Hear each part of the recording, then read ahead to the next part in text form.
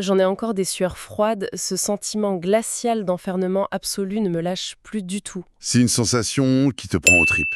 Vraiment. Que ce soit en livre audio ou en format papier, l'expérience de cette histoire prend littéralement à la gorge.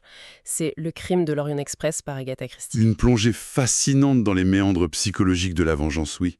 Une réflexion incroyable sur la complexité des traumatismes humains. Asphyxion. Et au centre de tout ça, on a la figure de ce détective légendaire, Hercule Poirot. Un homme dont l'esprit cartésien va te repousser dans ses ultimes retranchements. On plonge directement dans l'action en fait. Le train de luxe le plus célèbre du monde, brutalement stoppé par une tempête de neige au beau milieu de la Yougoslavie. Et à l'intérieur, un homme poignardé de 12 coups de couteau dans une cabine qui est verrouillée de l'intérieur. C'est le paradoxe narratif par excellence. On fait face à un meurtre d'une brutalité chaotique, un crime commis par un fantôme invisible, dans un espace clos où absolument personne ne peut entrer ni sortir. Est-ce qu'on peut seulement imaginer une scène pareille ? Surtout quand on réalise les enjeux. Un tueur sanguinaire est piégé à bord avec les autres passagers.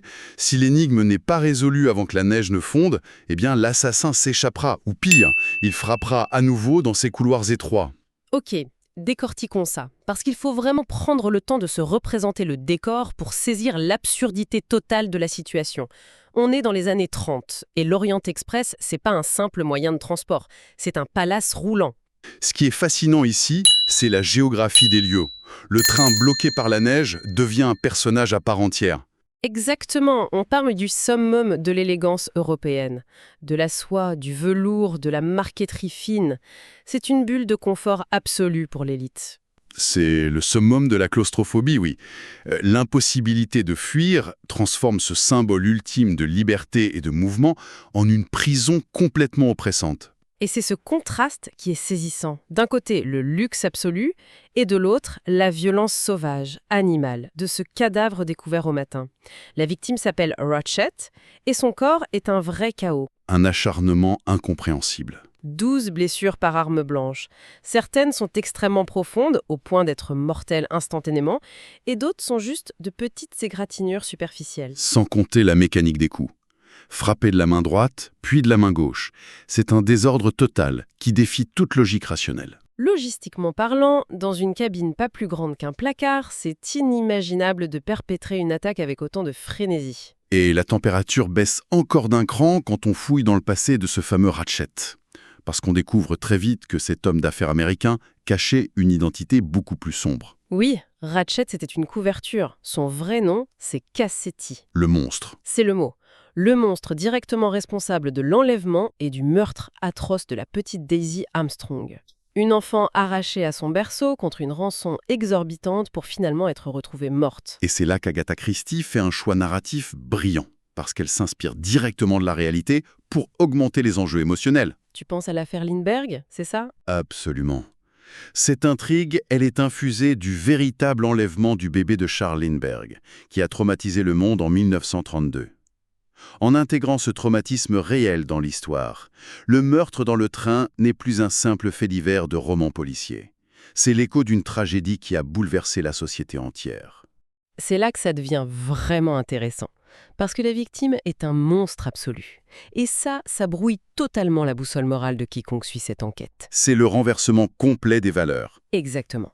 Au début, on voit un corps massacré, on cherche un assassin impitoyable, mais quand on apprend que c'est Cassetti sur le lit, cet homme qui a anéanti la famille Armstrong et qui a échappé à la justice grâce à son argent et des vices de procédure, eh bien le crime devient soudainement l'ombre d'une justice retardée. Ça pose la question de la légitimité de la vengeance face à un système judiciaire défaillant.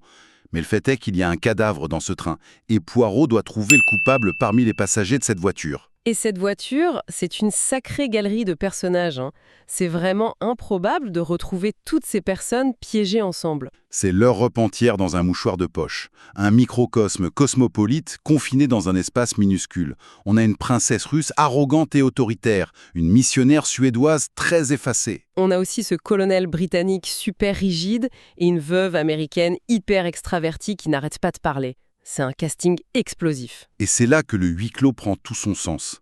Chacun de ces passagers si différents devient un suspect potentiel. L'assassin est forcément l'un d'entre eux. Sauf que, et c'est ce qui rend l'énigme apparemment impossible, chaque passager a un alibi absolument parfait. Et le plus fou, c'est que chaque alibi est corroboré par un autre passager totalement improbable. L'Italien exubérant qui valide l'alibi du valet de chambre britannique très flegmatique, par exemple. Voilà, des alliances inconcevables qui ferment chaque piste les unes après les autres. Sans parler des indices matériels qui s'accumulent, au lieu d'aider, ils brouillent les pistes d'une manière absurde. C'est une vraie cacophonie d'indices matériels. Totalement. On trouve une montre brisée, arrêtée très précisément à 1h15 du matin.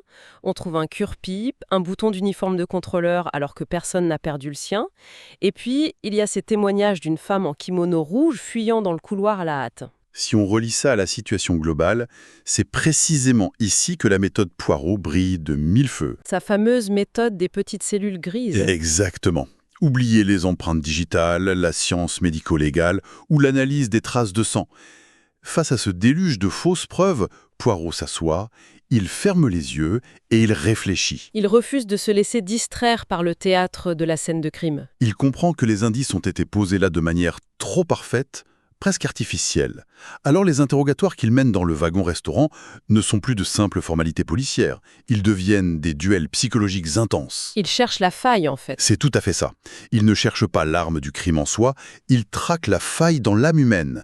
Il déchiffre les masques sociaux de ces gens qui semblent tous jouer un rôle millimétré. Et ça marche, parce que le vernis finit par craquer. Et à mesure que les interrogatoires avancent, le rythme devient complètement haletant. La tension monte inexorablement. Le temps joue contre eux. La neige va finir par fondre, les secours vont arriver. Il faut résoudre ça maintenant. Chaque révélation de Poirot retourne complètement les certitudes acquises. Dès qu'on pense avoir compris, une nouvelle information vient tout balayer. Le doute s'installe partout, dans la moindre petite cabine. On est frappé par cette étrange atmosphère de duplicité qui règne dans le récit. Tout semble se dédoubler en permanence. C'est vrai, c'est comme si rien n'était unique. Les identités sont fausses, les passeports mentent effrontément, les témoignages s'inversent ou se contredisent.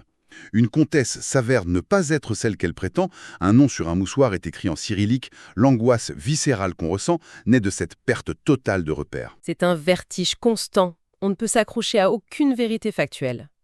Et la claustrophobie physique du train bloqué par la glace rejoint la claustrophobie psychologique d'être enfermé avec des menteurs professionnels. Alors, qu'est-ce que tout ça veut dire et comment est-ce qu'on sort d'un tel labyrinthe?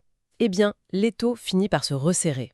La tempête fait rage dehors, mais à l'intérieur, Poirot a terminé de rassembler les pièces du puzzle. Il convoque l'ensemble des 12 suspects dans le wagon-restaurant. La confrontation finale. La scène classique par excellence. L'atmosphère est électrique, on pourrait la couper au couteau. Les 12 passagers sont assis, le visage fermé, attendant le verdict. Le dénouement est là, à portée de voix. Cela soulève une question importante sur la fonction même du détective. Parce qu'au lieu de simplement accuser une personne et de refermer le dossier de manière triomphante, Poirot fait une chose impensable dans l'histoire des détectives de fiction. Une chose qui brise toutes les règles. Il propose deux solutions, deux versions complètement différentes pour expliquer ce seul et unique crime. Et ces deux options, elles sont diamétralement opposées. L'une est une version simple, presque banale en fait. Elle s'appuie sur ce que les indices matériels semblent hurler depuis le début. La fameuse théorie du tueur de la mafia. C'est ça. Un tueur extérieur, un ennemi de Cassetti, lié à ses activités criminelles, serait monté dans le train lors d'un arrêt. Déguisé en contrôleur, il aurait commis ce meurtre sauvage, aurait laissé tomber le cure-pipe et le bouton par erreur, avant de s'enfuir dans la nuit, juste avant que la neige ne bloque les voies. C'est la solution facile, celle qui contentera la justice officielle et la police yougoslave sans faire de vagues. Exactement. Et surtout, c'est une théorie qui innocente absolument tous les passagers présents dans le wagon. Mais il y a l'autre version. La véritable version de Poirot. Oui, la version que ces cellules grises ont reconstituée. Et cette deuxième théorie est une vérité si sombre, si complexe émotionnellement et moralement, qu'elle remet en cause le concept même de justice.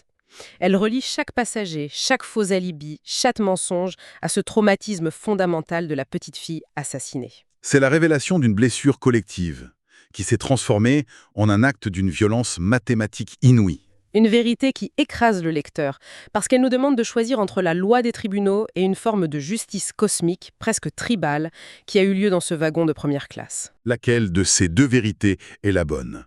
C'est la pensée provocatrice qui clôture toute cette affaire. C'est un dilemme vertigineux. Et surtout, face au silence pesant, presque religieux des passagers assis dans ce wagon-restaurant, et face au poids d'un passé aussi tragique, quelle vérité la police choisira-t-elle d'accepter?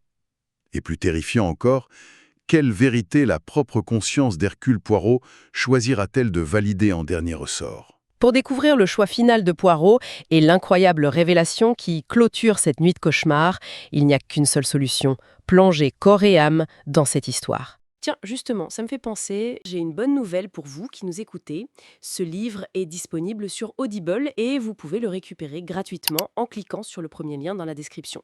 L'idée, c'est vraiment des narrations très immersives. Une narration professionnelle, bien incarnée, ça change absolument tout. La personne ne fait pas que lire, elle interprète, elle donne vie au texte. Ah tiens, super, en plus de la vidéo, il y a un livre audio. Si on veut juste le livre, le lien pour récupérer votre livre audio se trouve dans la description de la vidéo. Si vous avez apprécié le contenu, n'hésitez pas à laisser un petit pouce en l'air et à vous abonner à notre chaîne YouTube pour ne rien manquer des prochaines vidéos.